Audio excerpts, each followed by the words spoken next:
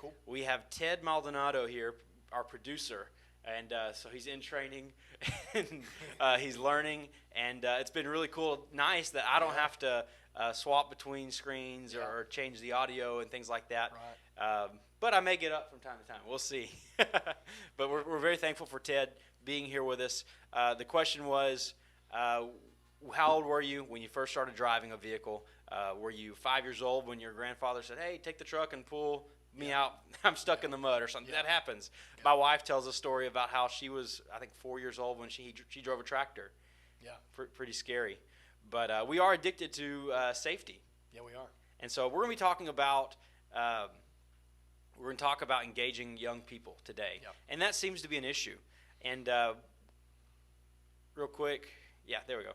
We're going to talk about that. The problem we have, it's 2020. We're stuck on safety, and to our own demise in some ways. Mm-hmm. We've allowed kids to grow up much slower, I would say. And we have a little bit of research done behind this. A professor at NYU, his last name is Diaz, says it's like going into heavy lifting of an adulthood without having exercised the necessary muscles. When they go into college or move on to the job world, and all of a sudden they're doing things they've never done, and they never prepared for it. Whereas years prior, there were higher expectations for young people. And that's the preparing the young people is the parents and the society as a whole, but parents especially. That's their responsibility. That's their primary responsibility. Right. Not coddling them and protecting them, but preparing them and projecting them. Mm-hmm. That's the thing that matters. Getting them, of course, like you're my son, and I knew, especially when you went in the military, I couldn't be there for you. So I had done all the hard work prior to you leaving the house. At that point, all I was doing was supporting the direction that you were going, and hopefully by that point I'd put you in the right direction. Right, and that's when you have to just trust your training and muscle memory that you built into those kids, and the investment that you put into them, and you just have to say, you know what, I've done everything that I can, and that's one thing I worry about. I have a 3.5-year-old. You're a granddaughter, and I'm praying, which I'm thankful I have my mother who's invested so much time on top of what we have given, me and my wife. My favorite wife. Yes, the only wife. And so I'm thankful that we have been able to invest so much into her, knowing that the day will come when our hands are no longer on her raising. Right. And so that's something that we're going to talk about tonight. But we're in a pandemic, so to speak, of a lack of engagement of the next generation. And we see that not only in churches, because we're in a church environment so often. This is pastor talk. Yeah. But we also talk about the home or society. Right. And so we're going to talk about that. We want to see you in the comments section. Let us know if there's something that rings a bell, something that sparks your interest in this conversation. Go ahead and let us know what you think about that. And so that's where we're at. That's the issue. There's a quote by David Perell. It was on his blog I read. And it says this, and this is going to kind of set us off. I'm going to let Pastor run with this tonight. We'll see how he does. Here we go. Yet, even though they grow up fast at first, they mature into adulthood slowly. He's talking about these young adults who are moving forward. Young people today are often unable to become financially independent or walk the path of meaningful life. As a result, we're left with a culture of childish adults who are allergic to commitment and unable to see the light in adulthood. They grow up fast, and we see this in their exposure to things online. We've given them a lot of freedom and a lot of exposure. Exactly. And they grow up fast in that sense, while at the same time growing up very slowly in the commitment, the responsibility, these things that just take persistence and time. And because we're in an age where everything comes instantly very fast. We don't have DSL internet anymore. Dial up. Was and so it's changed. And now we're, oh my goodness, my internet's too slow. If I don't have fiber, I'll never make it. Right. 5G is like the cat's meow, whatever. Right. Can't wait for it. Right. So how do you feel about this, Pastor? Okay. So first of all, I'm not one to talk bad about our future generation. I think the reason why I say that is because my generation was not perfect. And the generation before mine was not perfect, and we could just go all the way back. Every generation looks down on the following. The following generation, that's right. And if we're not careful and we don't catch ourselves, we can really kind of I don't know. Should have probably put more thought into this, but we can become very negative towards the future. And whereas I want to be very positive, so I'm trying my hardest to train young people, of course my children and my grandchildren. But my reason is this. This is just kind of a big picture reasoning. We will leave a legacy. Yes. Everybody leaves a legacy. Good, bad, or ugly, we're going to leave a legacy. The good thing is we have influence over that legacy. And so while I might look at the next generation and say, oh, that's a flaw, and that's a flaw, and that's a flaw, and we never did that. The thing is, as long as they're within, say, 18 to 20 years old, maybe actually I'm getting older, so it's probably even higher than that, 23, 24 years old, I have influence if I handle it right. Now, I've got influence if I carry around a hammer, but Right. I don't want to carry around a hammer. Well, it determines how long you influence as well. Absolutely, because nobody wants to hang out with somebody always beating them. Right. So I want to look at the future and say, this is the characteristics, this is the tools that they have, this is the conditions they've been placed in by the previous generation. And their value. I want to find all those things and help them overcome their weaknesses and really bring out their strengths to be better than my generation, which, of course, like I said, my generation, I went to high school in the 80s. I graduated in 86. So if y'all remember, I'm thinking Madonna and Cyndi Lauper and AC/DC and stuff of that. Crazy hair. Yeah. Outlandish. Yeah, totally clothing outside styles. of the, yeah. So my generation had its issues. But like I said, I'm not trying to beat down on mine. Every generation has. Right. I mean, I remember, of course, I don't remember it. I wasn't alive, but I know that the previous generation before me, Elvis came out shaking his hips, and it was like, So every generation is being exposed to more and more because of technology, like you mentioned. We're being, our eyes are being opened to more and more earlier. I mean, we know for a fact that, in fact, I wished I'd have put this in my notes. I didn't think about it. Some of this stuff I don't think about until I'm talking. We know that some of the major issues that we're dealing with as a society arises in 12 and 13-year-olds. Kids, little kids, someone younger than that. And, depending on the protectiveness of the parents, or maybe not just the protectiveness, but the grooming that the parents put into the children's life, I think that we have to be very careful that we can't just condemn the next generation. We've got to, find how they were conditioned, how they was raised, what they're dealing with, the tools that they have in their life. The internet is a huge and a very positive tool if we tell our children how to use it properly. Yes. And I'll say this from my own generation, and I'll be quiet.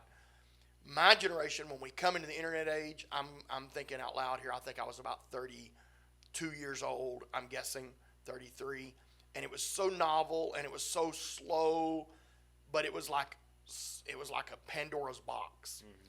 The next generation, I don't want that to be a box full of evil or a box full of horrible things. I want it to say, okay, how can we put a yoke on this internet? How can we put a yoke on the things and use it for the good of my family, of the church?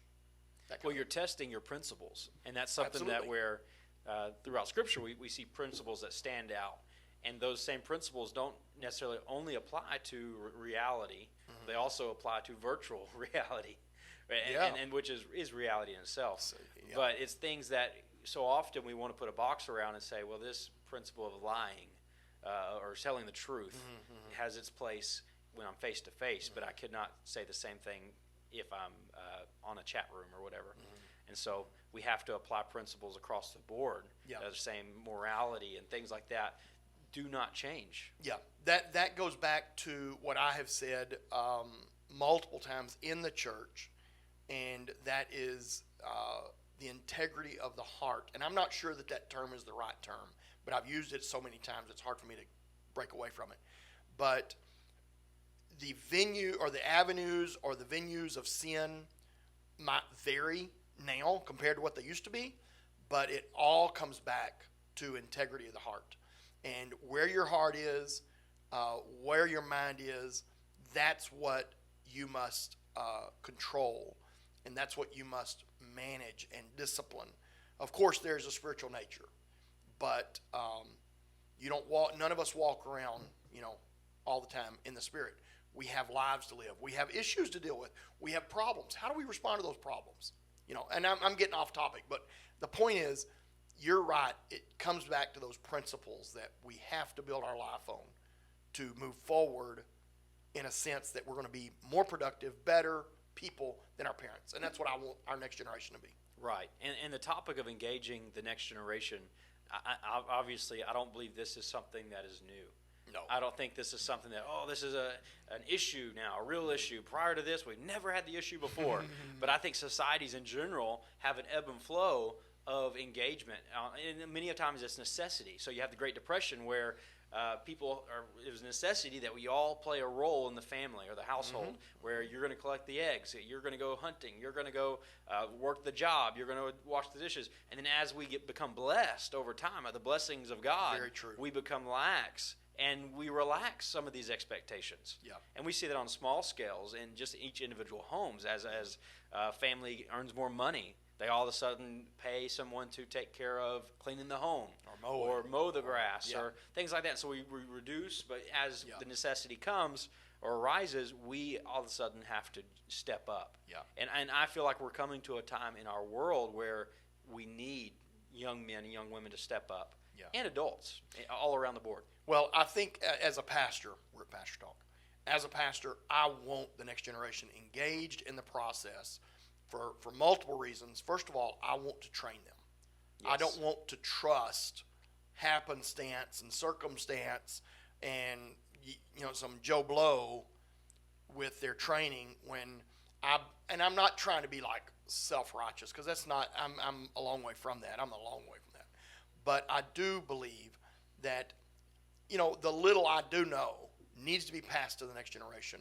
Because why ask them to, quote unquote, reinvent the wheel? Why ask them? Every problem I've gone through shouldn't just be so I can learn. It should be that somebody else can learn. It would be selfish of you to hold back what you have learned. Yes. What you've what you've developed or been developed through that process. Right. And there's a certain time that you can. We've got down at the end of this building here we're sitting in, there's some, 7 or 8 year old kids playing and everything, having a great time. There's a time that you keep them ignorant. You don't tell them all that you've gone through, just so you can teach them a lesson. You don't do that to a 6-year-old. But there is also a time, and this is the thing, just like there's no excuse to not have a Bible and not read your Bible, there's no excuse to be ignorant about your children's developmental abilities and skills and needs. There's no reason. The internet is full of this stuff. And there does come a time when a 13 or 14 or 15-year-old, they're starting to gain their own identity, and they need to realize, I would not do that, because when I did that, this is what happened, and it sets you on a bad path. Of course, you want to do that in wisdom, but at the same time, you definitely, their exposure to my past, my problems should come for the next generation, but it should be productively and not prematurely and hurting them. You recognize your role as a pastor, and I think one issue in our generation is many parents don't recognize their role as a parent. Well, we've allowed schools to parent. We've allowed Sunday grandparents school teacher, to be the pastor. ones that are their only influence in the positive. So there's these influences that I brought my kid to church every Sunday. Why didn't they live for God? That's what happens. Because you only brought them to church. Right. And so we have got to learn and recognize our role as parents and the responsibility that comes with that role. And it's not as glamorous as many people want to make it out to be. Just because you have kids doesn't make you a great parent. No. In fact, I don't know the terms, but yeah, it's hard work. It's like in fact, we had a baby dedication Sunday, and I forget all the 3 things, but it takes sacrifice, absolute sacrifice. It takes faithful sacrifice. So you have got to just, make it up in your mind. This is going to be a long-term project. An 18 or 20-year-old, and I say 18-year-old, my wife and many other parents, and myself included, just because your child turns 18, they're not off the, I don't have any more influence. If you've been building influence all their life, you keep influence. At that point, you've earned it. Yeah, you can force it to a certain age. Yeah. But at some point, it has to come back to the earned influence over time. It's like Because you don't want them the resenting bank that. that you've built up over time. That's right. You're not losing. It's deposited, and then eventually you're going to have to withdraw. Yeah. Trust me on this kind of thing. Yeah, because if all you do is demand obedience, they'll resent your input after 22, 23, 18 years, whatever it is. They eventually just, I'm tired of hearing it and I'm out of here. But if they see that you truly care for their future and you want to bless their future, and it's not just about you. Of course, I said this earlier, we all leave a legacy. One of the greatest legacies I will ever leave is not in a building or in a home or a car. The legacies that I leave, the greatest legacies I leave, is in my investment in people. And that's through the church and through my children and elsewhere. But you can't, it's not about me leaving a legacy. That's not why I'm trying to influence them. I want them to be better than us. I want them to have a greater life. I want them to have a better church. That's obviously, I want the church to be much greater than it is today. But I can't do that on my own. I have to invest into other people. And that's, if I demand, and I'm just using this as a pastor, if I demand you do this because I said so, period, and I don't let a discussion take place, and I don't let questions and answers, and I'm not gentle in my answers, they're going to eventually resent everything I stand for and turn their back on it. I believe that. And I personally see the engagement of a young person or of anyone as progressive moving forward. Oh, yeah. It gradually grows or develops in time. I worry that so many churches put a minimum of engagement. You have to be this certain age before you can do anything in the church. And that's scary because we're going to wait till you're out of high school and then you can do anything and all of it's open to you. Before that, you know what, you're just going to have to go to class. I see a lot. I'm on some forums, especially when I started getting into video production and audio and stuff. I'm seeing where people on Sundays will post, it's almost like competition, who can get the youngest person running a camera or even being a director, because some of them are doing that, calling shots, and they've got 9-year-olds, 10-year-olds that are actively engaged, and I love seeing it because these guys will post, I've got a 10-year-old running the camera today, and they're doing great, and you can't help but love that that comment, because that is seeing people that are engaged, that you used the word buy-in in the past, and they are buying into the process at an early age. Right. And I think that it's very important that we realize that just because you're using a 10-year-old or 12-year-old, you're not giving them some abnormal authority. They're still 10 or 12 years old. What you're doing is preparing them for the time when they do have authority, or when they do deserve the authority. They do deserve the responsibility.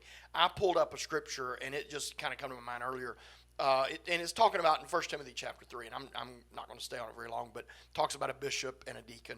And it says the bishop, all these are the qualifiers. But it says this in verse 6, not a novice, lest being lifted up with pride, he fall into the condemnation of the devil. How does somebody become not a novice? By practicing and by doing things that are beyond their ability, but yet I'm going to hold your hand and I'm going to guide you. I'm going to help you.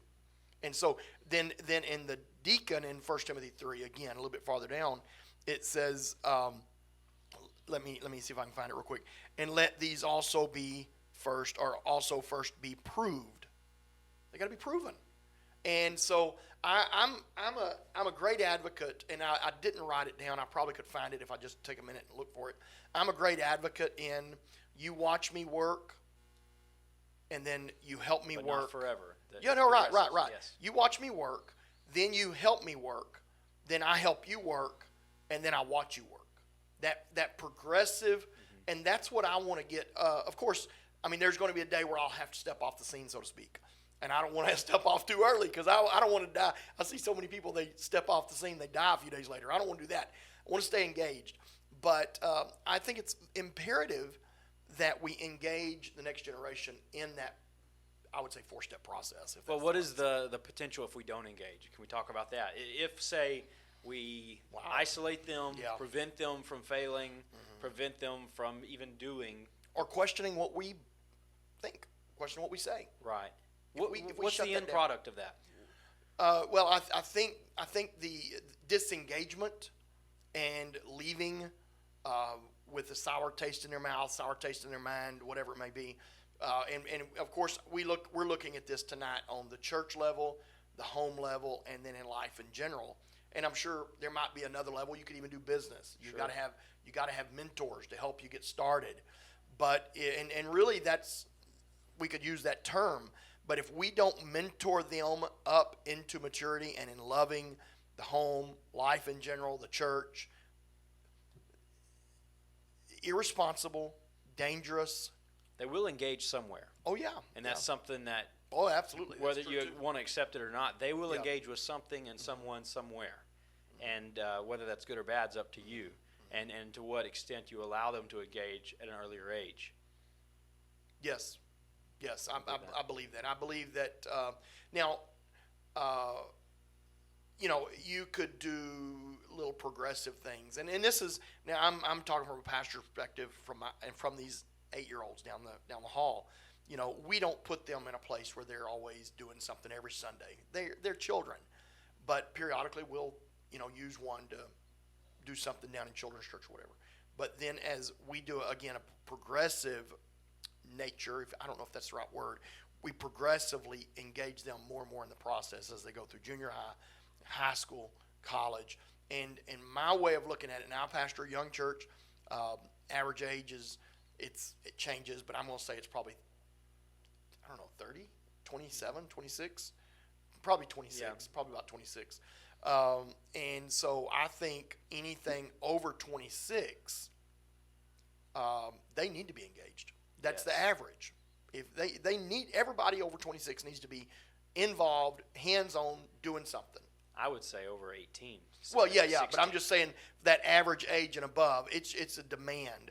Obviously, you have new people and fresh people. And age, I know age Daniel Lawrence put in there, age is not always the best way to tell if someone's ready. Not a novice is not. It doesn't say not 18 years old. It says not a novice. And that's why at our church we have a Connect where people can engage in the church at a low level early on. Instantly, they go through the Connect class where they learn about victory, they learn about Scripture, they learn about basic principles of the Word of God that we agree on, that this is true doctrine.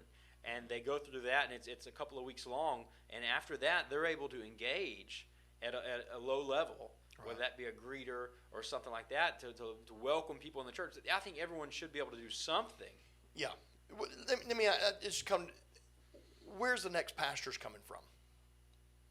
Where's the next musicians coming from? Where's the next Sunday school teachers coming from? Where's the next evangelists, missionaries? On and on and on. They're coming from our children. Now, if we don't allow them to engage in the process of of course, church development, church growth, all that kind of stuff. You can't just say, but it's more than that. In other words, I've got to see with spiritual eyes and recognize the future of the church is in that 6-year-old or that 10-year-old. How am I investing into that child, or 17-year-old or 14-year-old, whatever it is? How am I investing in that child?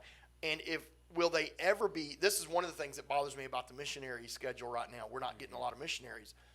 They don't see the missionaries. Yeah. I want them to see those missionaries. In fact, they used to be heroes. Yes. They'd come in, share their journey, and where they've traveled across the world, and all of a sudden they need to see our missionaries, our evangelists as heroes. One of the things that I did 3 or 4 years ago, I can't remember, is I just kind of made it a policy. Every year, I'm going to encourage high school graduates. Come January, I'll remind them, you need to set up a missions trip for this coming summer. You need to raise money and go on a missions trip. 1 week, 2 weeks, overseas, not Hawaii, but some third world country, because I want that exposure. How do you know? I mean, I know that exposure inspires, it engages. That exposure to, again, I'm going to go back to third world country. That third world country, it opens your eyes to the real world. I mean, America is an exceptionally blessed place. You got to go outside of America to see some of these things. But that's something that I want. And it breeds a selflessness. Yes. a selfless service to where I'm going to go work with a missionary overseas somewhere, And it's gonna do cost me to something. do it. It's exactly. And I had to Right. buy into the process, understanding that this isn't necessarily all about me. It's about the souls I'm working for over there. And I see on a smaller scale that same method being used in our Sunday school departments and teachers, because we could teach our students Bible stories all day long. And if they know, if some Sunday school teachers think if I teach them Bible stories, then I've done my job. I think that's partially true. You're missing a big segment About of, an eighth. Exactly. There's so much more to it. And teaching them selfless service, just as we talked about going on a mission trip, but this has to start at a young age of developing them in some way. Whether that be cleaning the room when you're all done playing toys as a 3-year-old, you're going to work for the next group that comes in. You're all going to do this together. There's certain things that can be done to recognize I'm going to do it for someone else. And those stories can be implemented. And a lot of other things and principles, biblical principles, can be brought in and applied in the Sunday school environment, even brought home with them. Yeah. And those things can progress, grow incrementally as they age. Right. I think, we use the term, and I've used the term, and I know everybody else has, servant leadership, servant leaders. I think there was a generation, and I might be part of it, that was just leaders, and they really didn't get to serve area very That's well. my role. Yeah, that's my my title. calling. Yeah, and you have to have a calling to do anything. Yeah. If you're really Over spiritualized it to the point where Yeah. this is the only thing I can do. But if we look at that in the home environment or in life environment, work environment, I'm telling you, the servant leader, the one that says that's been, again, you go back to training, the one that's been trained. Hey, there's a piece of trash on the floor. Pick it up. You don't have to. That person, as they grow, they go into the work. What is it? Workspace, whatever. Sure. They go into the employment area. Man, they are the ones that people are like, oh, let's keep him around because he'll find something to do, or she'll find something to do. They're servant leaders. That doesn't just apply at the church, but it applies in work and home. I want my family to know that I'm there to serve them, and as such, they allow me to lead them. Yes. The same way it is in the church. And you've earned it. I try. That's the goal, at least. Yeah, that's not. Well, you say it's my goal. It's not really my goal. I want to earn their respect or whatever. That's just a byproduct of serving the bigger cause. Yes. If that makes sense, I think it is. Yeah. So, anyway, I think that we're going to leave a legacy. Period. What legacy we leave is up to us. How much are we willing to invest in the next generation? Well, and we've talked about these things as theoretical in some ways of we need to do it. We've probably encouraged people to get their children or those that they're close to engaged. What are some practical ways that we can engage? And let's talk on those three topics. Let's say the church, let's say the home, and society. So let's maybe just start with, we've talked a little more on the church already, but let's go ahead and define that, and then we'll move on to the home. Okay, I think recognizing that one of the issues that we talked about at the very beginning of this, we've given them more freedom earlier than any generation before. I mean, they've got the internet, they got all this stuff going on, and we're like, hey, let this be your babysitter. Okay, recognizing that they need to match that freedom with responsibility, and that means at an earlier age than you would think, getting them, I'm talking about a church perspective, getting them involved in the process of the church. But it applies to the house. And there's risks in that. Yeah, they're not going to do as good of a job and as we you have do. to accept the Right, risk. right. We can't say, well, we want perfection 100% of the time No. on all aspects of the church. Yeah, Because- or submission. Well, so many people use God needs excellence, therefore we only use excellent people for everything, and if you fail, then you're out. And so we have to understand that God wants perfection, and that's perfecting. He uses the word in Scripture. Maturing. That maturity, That's that right. over time. Right. And so a baby that's mature, we can expect that. Compared to an adult that's immature, that acts like a baby, that's an issue. And so I think us recognizing our own weaknesses is important, and I'm going to throw this in there. In other words, if I'm a control freak is what I say. I'm not sure if that's really a good word to say over the World Wide Web. But Maybe if 15 years I'm a control person, then I will have that attitude. Well, if I want it done, I might as well. If I want it done right, I might as well do it myself. Yes. Oh my word! You're shooting. First of all, you're doing yourself damage, but you're doing exactly. You are destroying the future. Well, if I want it done right, I'll do it myself. Or another one is control in the sense that I know best, so just submit. You know, it's like authoritative. Exactly. Right. So demanding, so authoritative that there's no discussion and there's no discerning and no wisdom gained. There's no discussion about it. So going back to what you asked, the church, get them engaged a little earlier. I mean, earlier than you think. Of course, we're not perfect. My word, we got a long way to go to be perfect. We're never going to be perfect. But my point is, we're trying to get young people engaged. I mean, we've got, how old are some of them guys and those late young girls up there on the cameras? 12, 14? Right. Yes, we've had 11-year-olds before they were even in youth. In youth. Mm-hmm. And then we're doing that in the main service. Mm-hmm. And then prior to that, we've got young people that our Sunday school department is using 10-year-olds to lead 4-year-olds. But it's a continual development of that and child. Through that, they recognize their role as an influencer. Right. That word is kind of a new word since social media. But we have influencers in our church that influence those who are looking to them. And so it encourages them, and it also holds them accountable, knowing, hey, I'm an influencer. Maybe we may not use that word a lot, but we have people with influence that holds them, you know what, I'm going to do what's best right now in this moment because I know people are watching me, and they're going to do what I do. Yeah.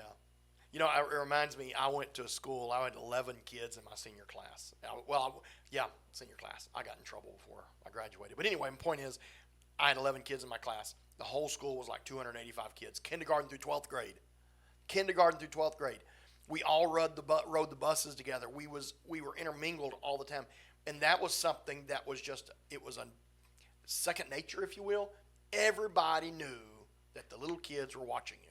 And you walk through the same halls. Yes. Yeah. So now, of course, we don't have that. That's not normal. That was like utopia back over when I was a kid.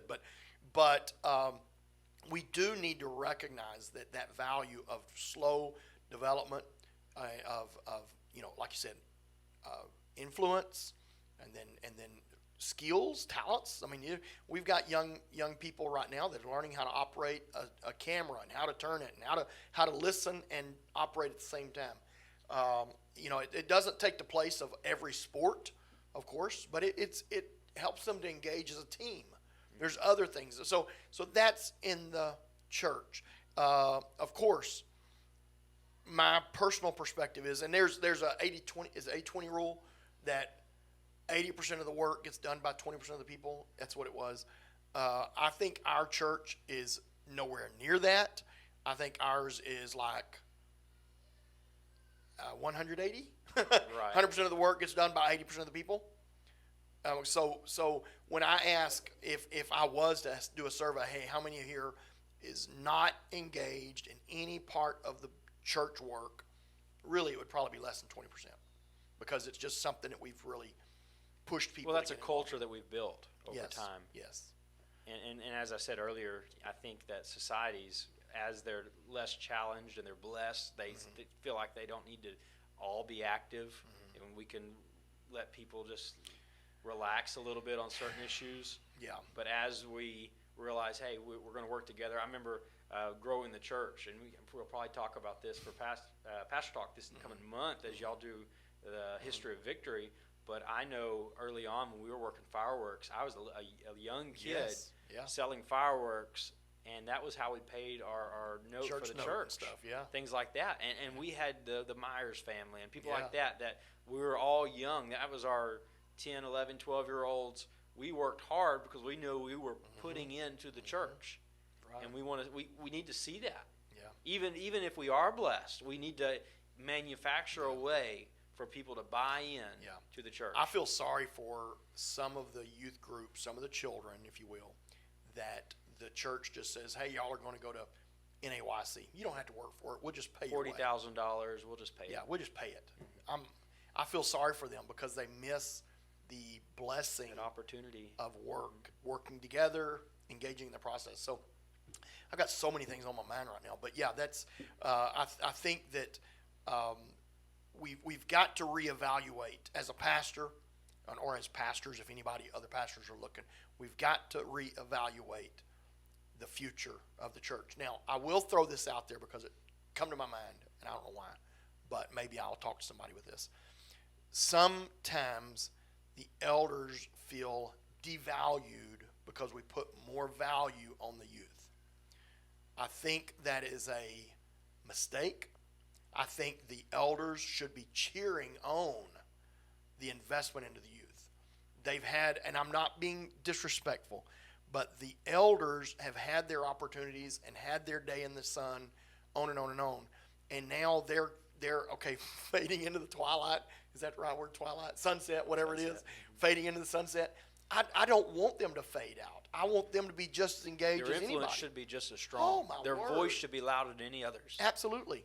In a positive way, of And course. what's funny, of course, I'm going to tell this story here because it's funny.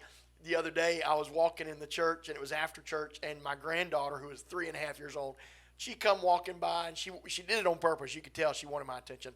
Crying and crying, lots of tears and red face. And I said, "What happened?"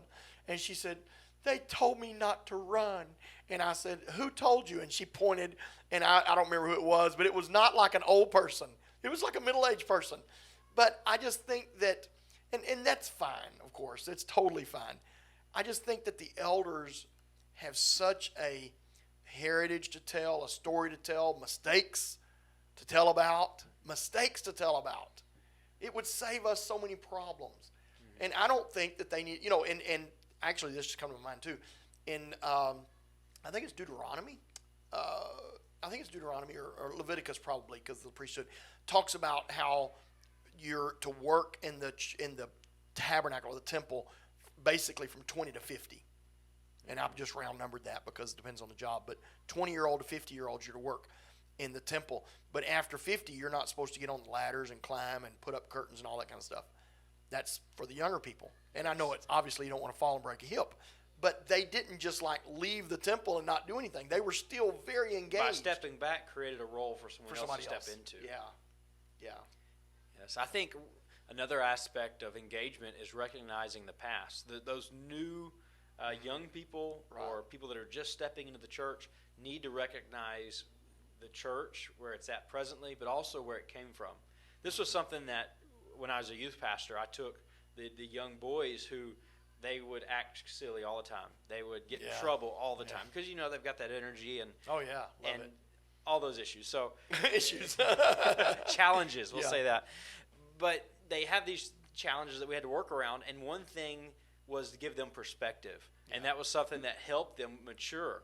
I was researching the history of that church, and come to find out the old church, the building of the church it started in the living room. Well, they went and bought or built a church, a wooden frame church, a pier and beam, and I found that church. And I took them on a ride and said, "Hey guys, let's go. We're going to go over here." So I pick them all up. We go on a ride to that church because all they have known was a very blessed church, a church that was built over generations, and everything was paid for and taken care of, and they didn't have to do any of them themselves. They didn't see the sacrifice. And so by taking them there and showing them the story of that church and the sacrifices that were made and relaying the message that was told to me by the elders of that church, I remember when this and that, and showing them that gave them perspective. So next time they were acting crazy, or they were reluctant to act as crazy and tear up the present church, because they knew that there were elders who were children, their same age, that painted the walls of that other church at one point, or worked in some way and sacrificed. And it holds them to a higher expectation of saying, "Oh, sister so-and-so, that elder over there, when she was your age, she did a lot of great things." And you don't just see them, those elders, they don't do anything. Right. Well, you didn't see them 30, 40, 50 years ago and all the sacrifice. One of the things that we've done over the years, and it's kind of funny, it's comical, but I'll probably get in trouble a little bit. But I know multiple times we've given children paintbrushes. And they're like, "Don't do it." Get creative. No, we've got to have them engaged. We've got to let them. And a mop. It doesn't hurt a kid's hands to get a mop out and clean up. And then if you get them engaged in mopping and cleaning up or whatever, they're a whole lot less likely to throw trash down or walk in Run on through with dirty shoes. dirty shoes. Yeah, yeah. So I just think that, of course, we're talking about this engaging the next generation. And the examples we're using is, of course, almost all entirely church stuff. But the same thing needs to be in our homes, cleaning their rooms. One of the things that discipline, well, let me go back. A disciple, the root word of disciple is discipline. Well, where do you start learning discipline? You're not going to become a disciple until you learn discipline. And discipline is learned in the home. I believe that. Making up your bed, cleaning your room, not throwing everything under the bed. I did that. So, mowing the yard, taking care of things for your siblings. And I know that nobody wants to hear that. You didn't hear it, like it. I didn't like it. Go take care of this for your mother. Well, they can do it themselves. That's part of that training that we need to teach. I remember, I won't tell the whole story, but I remember you had to, you shared a bedroom with your youngest sister because I was in trouble. Yeah, because I came home after working all night. I don't think this has anything to do with what we're I talking don't about think today. it does. He just likes to tell a story of me getting in trouble, apparently. I like that. No, but I did have to learn just to suck it up and do what To my deal parents with told them, me. yeah. And deal with a sister who was 6 years younger. 6-year-old, yeah. And I was 15 years old. She was like 10. She was 10. Yeah. And so I messed up and was rude to my older sister and got in trouble and had to spend 6 months in solitary confinement with a but with a younger sister. Yeah. That was twin beds in the same room, and it's just embarrassing for an older boy. Yeah. My steps, and I did not get this off the internet. I just wrote it down. My steps is we must first engage them in the processes and all the things we've got going on. They must see what we're doing and be involved in that. Then we must have conversations with them. One of the reasons why, we just had it about 30 minutes ago. All these kids come running in here and all hug me and everything. I want them to know that they can come talk to me. As they tripped over the cords. Yeah, knock stuff over just about. Exactly, but that doesn't mean you exclude them. No. You allow them to come into you. And I see you as a pastor who's pastored for almost 20 years now. Yeah, that's kind And this has been something very consistent with you, that you had been willing to step down on their level and speak to them. Yeah, so having that conversation. And the reason why that conversation is important is we've got to recognize this. At 10 years old, it might be something silly, just a conversation. At 15 years old, it might be a girlfriend. At 20-year-old, it might be marriage. At 25 years old, if you've kept that conversation going, it might be a call of God on their lives. But you've got to have that avenue, because if you don't, and I'm not perfect at it. I wished I was better at it. But if you have not kept that conversation going in their life and held that freedom of speech, so to speak, they're going to look for answers in other areas, answers from other people. They can do a Google search so fast. Yes, exactly. Third thing, you've got to live the example. You can't talk about being a servant leadership without being a servant leader. That's correct. You can't talk about being engaging of the next generation without actually getting out engaging with them. That you've got to have an example. You've got to be an example. And this is something. And have we got any questions or answers or anything? We've had a lot of comments. It's been good. Let me throw this on there. Let me throw this out there. Being the example, I think especially the next generation, and that's really your generation, but the next one after that, they want authentic. They want to be engaged in something bigger than them. They want authentic. Well, they've seen frauds. Exactly. Sadly, they've seen that all a their lot. life. Well, they've been raised with the internet, Yeah. where everyone is putting a persona, putting a facade in front of them. Yeah. And then the news shows years later that they were faking it the whole time. Right. And the divorce rates. And they see all these things that were frauds. And so they have a skepticism that is in them. Right. And they get it honest. And so we have to basically put that to rest by being true and honest. Transparent. Really, right. Literally. And we say authentic, but it really means transparency, and not giving them, and this goes to parenting, especially parenting, not giving them three faces of our character Oh, I got the work character. I got the home character. Oh, and now I got the church character. When I'm around my kids, I can speak a certain way. But when I'm at work, who cares? Right. Or when I'm at church, Right. all of a sudden I become the priest of the home. And I don't want to throw this out there too much because but cyclical. If we're not careful, we will go through cycles or recycles, if you will, cycles that recycle in our lives. Somebody has got to be the adult enough to break those cycles and to be authentic in every way, shape, and form. And now, what that means, sometimes it means they see you make a mistake, they see you fall, but that's where that failure is also an opportunity. Express humility. Yeah, to come back up and say, you know what, I was wrong. I'm sorry. They need, as children, as young people, they need to hear that from the pastor, from the parents, from the teachers, from everybody. I made a mistake, and because if you don't, they're gonna have this perception that, I could, and then I'm using the pastor role again. I could never be in ministry because it demands perfection. That's not what.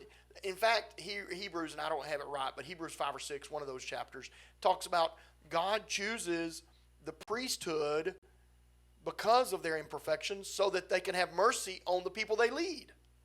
So you can't expect from me to be perfect, but when I am imperfect, I need to be willing to say, I messed up, I failed. It's tempting as a leader to allow people to think you're perfect because it feels good. Yeah, it does feel good. It feels great. Oh, wow, he's an amazing person. He's done this or that. Yeah, that's what Ted thinks I am. Ted thinks I'm. And well, if no one saw it happen, I guess it didn't happen. Didn't happen. And so you have to be careful not to fall in the trap of expecting complete perfection. Yeah. Fourth thing, and I'll let you have the rest of this stuff. My fourth thing is being available. Now, I realize I said engage, converse, and be an example. But I think it's vital that if we're not careful, we can be so rigid with our schedule and what's important to me that, and this is kind of what goes into psychology a little bit, ministry is presence. Ministry is presence, or your presence is ministry. Real ministry is being there. And sometimes it just means you're going to have to break some prior plans or break some prior ideas, or just say, you know what, yeah, come on, let's talk. Just being available. And as they develop, as people develop, as children develop, they need to know not only can I have a heart-to-heart with him, but I can have it right now, or, reasonably, something like that. Sure. We've got to show them the way to succeed. So, anyway, go ahead. I agree. I saw something commented here. Debbie Womack said, kids are smart. Yes, start them early. Challenge them and let them challenge themselves. Letting them challenge themselves was something that I've recognized lately with my daughter, where she challenges herself. And you could tell that she wants that challenge, that stretching, and a little bit of uncomfortable pushing past the boundaries kind of thing. And that's been exciting to watch. It's just neat to be able to facilitate that. We've made her a little bit proud of that. Yes. We've kind of like, oh, that's hard. Well, everyone's a cheerleader for her, and I think that's encouraged her. Yeah. And we don't complain around her. That's one thing that we don't. Some people complain about schoolwork. Oh, we have to do our schoolwork. You need to go do your schoolwork. They're going to become what you. But if you celebrate schoolwork, yeah, she celebrates doing her school. Yeah. She wants to do her school. She asks for her schoolbook. Does everything on her own. Yeah. Because she loves it, and it's something that in our family we have attempted to make that a positive thing in her life. And so I think that's a neat thing. And what Debbie said about letting them challenge themselves, I'm seeing that now as a parent. Yeah, like little sponges. Man, they can soak it in, but they're eventually they become less of a sponge and more of a tool. If you lead that right, they learn how to use it, and then they start applying it. Right. And we've got some young ladies in the church, and I'm not going to say their names because I don't want to embarrass them, but we've got some young ladies in the church that are Bible quizzers. That one of them has been a Bible quizzer for like her whole life, and it's crazy how she's been so involved and so engaged in that. Now she is like a hero to a lot of our younger Bible quizzers and stuff, and it's beautiful to see that develop. Yes. It really is. So it's been neat. This has been a good discussion, talking Yeah. about engaging the next generation, because it is a challenge. Yeah. This is something that I think all churches, all parents, all leaders in every way must address. How are they going to engage the next generation? Here's Go ahead. one. Turn this thing to the left about a long way. What about politics? Engaging our children in politics. Man, right now we've got election 1 week from tonight.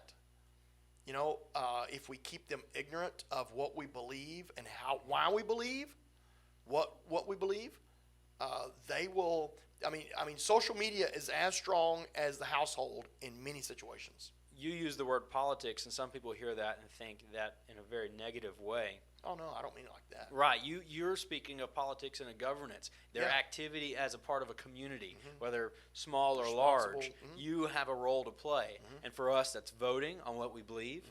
And if we don't vote and voice our opinion on certain issues, then do we really even care about it? It shows that, you know what, I'm gonna do something. I have a voice. I have an opportunity. And that's a responsibility. Yes. Teaching them that responsibility.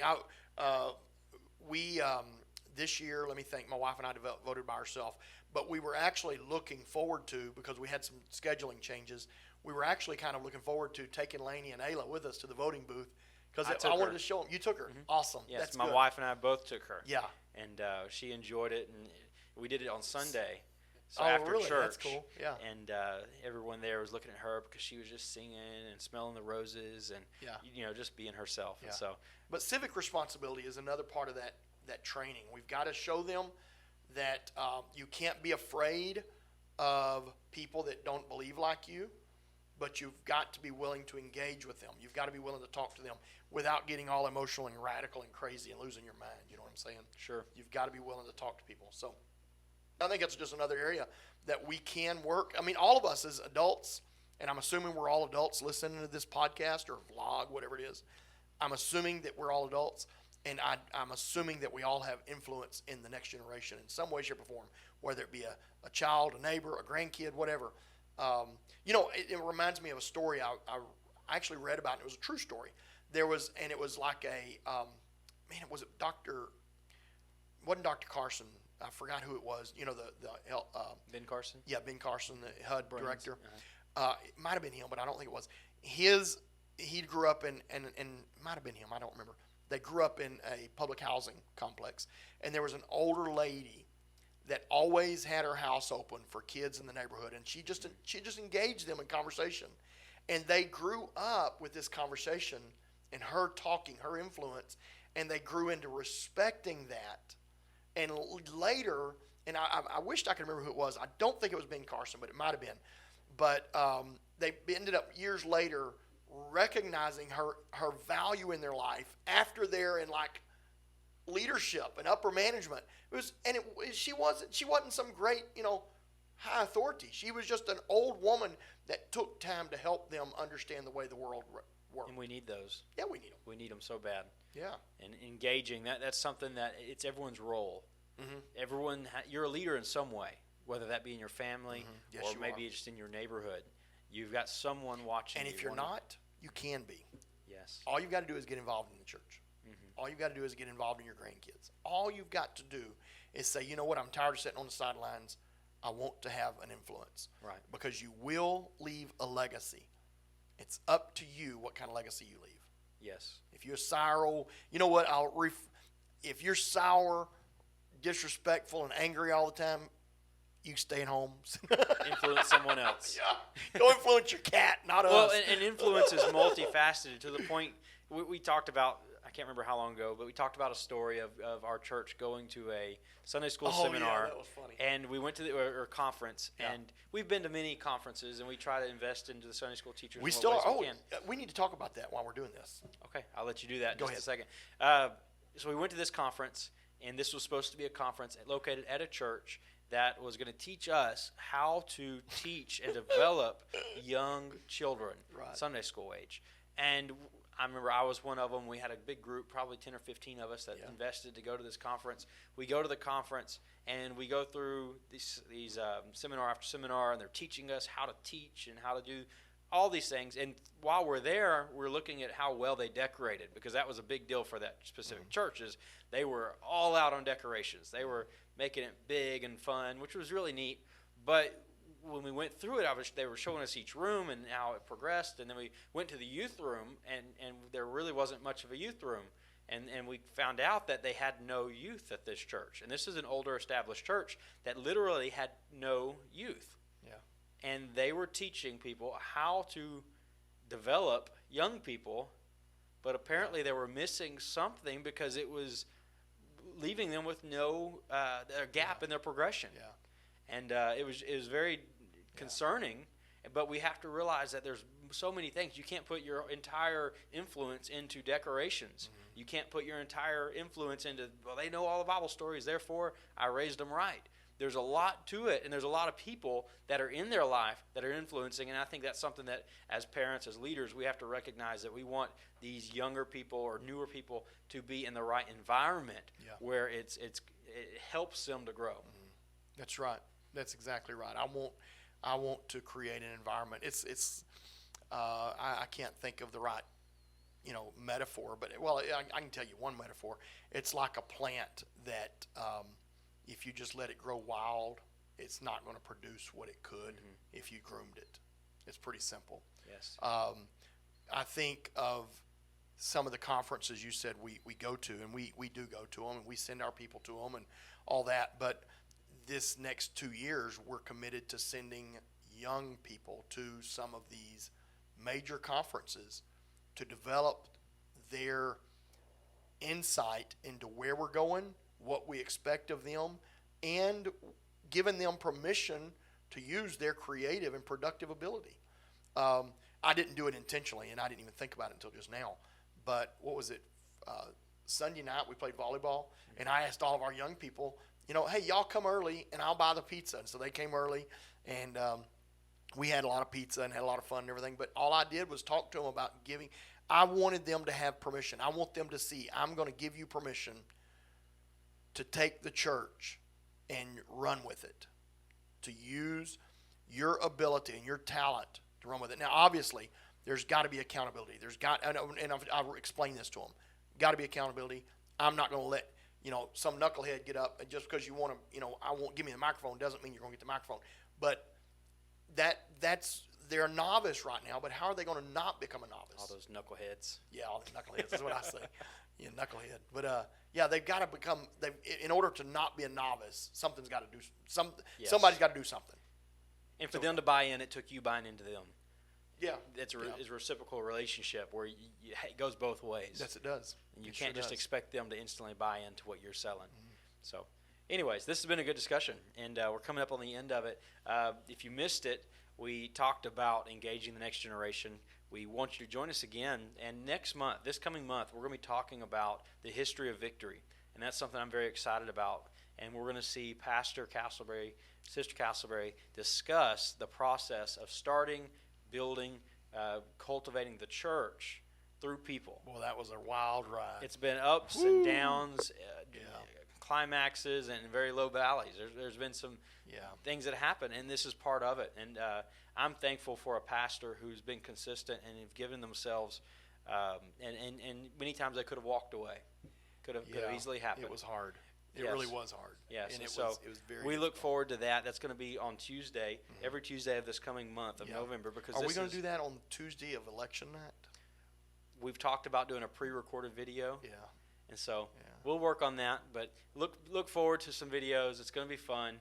And this month also is I love my church month. So we're going to have some active month. I love my church merch and sunglasses and things giving away at the church. So we want you to be here. If you've never been to Victory and you've watched us online, this is a great opportunity to step in to the church, meet some of the smiling faces, the people that maybe you've conversed with in the comment section, and just get involved. This is a great time to live, great time to be alive and live for God. So anyways, we love you all. Thank you for joining us. This has been a great discussion. God bless you. Have a great night. We'll see you next Tuesday.